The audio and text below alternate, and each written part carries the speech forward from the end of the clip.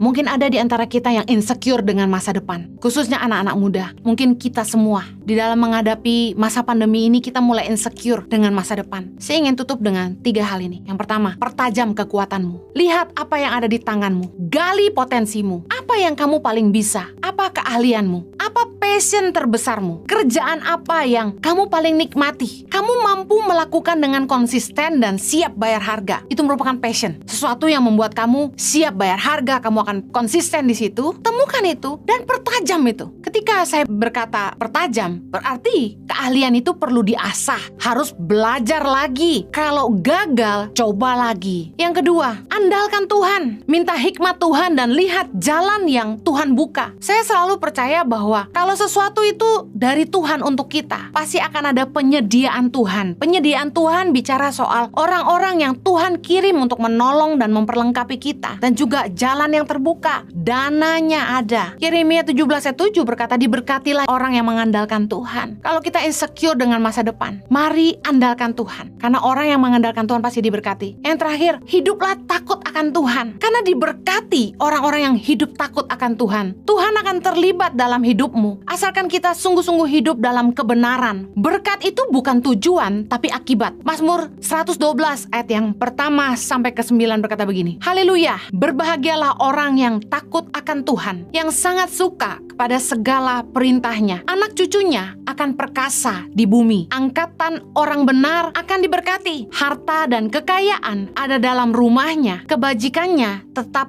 untuk selamanya. Di dalam gelap terbit terang bagi orang benar. Pengasih dan penyayang orang yang adil. Mujur orang yang menaruh belas kasihan dan yang memberi pinjaman, yang melakukan urusannya dengan sewajarnya. Sebab ia takkan goyah untuk selama-lamanya. Orang benar itu akan diingat selama-lamanya. Ia tidak takut kepada kabar celaka. Hatinya tetap penuh kepercayaan kepada Tuhan. Hatinya teguh. Ia tidak takut sebab ia memandang rendah para lawannya. Ia membagi-bagikan. Ia memberikan kepada orang miskin. Kebajikannya tetap untuk selama-lamanya. Tanduknya meninggi dalam kemuliaan. Jangan mengejar berkat, karena berkat bukan tujuan tapi akibat. Yang harusnya jadi tujuan adalah gini. Pastikan kita hidup benar di hadapan Tuhan. Jaminan firman Tuhan dalam Mazmur 112 ini adalah hidup kita dan anak cucu kita pasti diberkati. Kita akan selalu hidup dalam pertolongan Tuhan. Dikatakan dalam gelap terbit terang bagi orang benar. Hidup dalam damai sejahtera. Dikatakan firman Tuhan, ia tidak akan goyah untuk selama-lamanya. Ia tidak takut kepada kabar celaka. Hatinya tetap penuh kepercayaan kepada Tuhan. Hatinya teguh, ia tidak takut. Kalau kita mau hidup dengan rasa aman, dengan rasa secure, supaya kita bisa membuang rasa insecure, pastikan kita hidup benar di hadapan Tuhan. Belajar untuk mengasihi dirimu sendiri. Jangan sampai lupa bersyukur. Percayalah bahwa apapun yang Tuhan sudah kasih sama kita, itu adalah yang terbaik untuk kita. Filipi 4 ayat 6, janganlah hendaknya kamu khawatir tentang apapun juga, tetapi nyatakanlah segala hal keinginanmu pada Allah dalam doa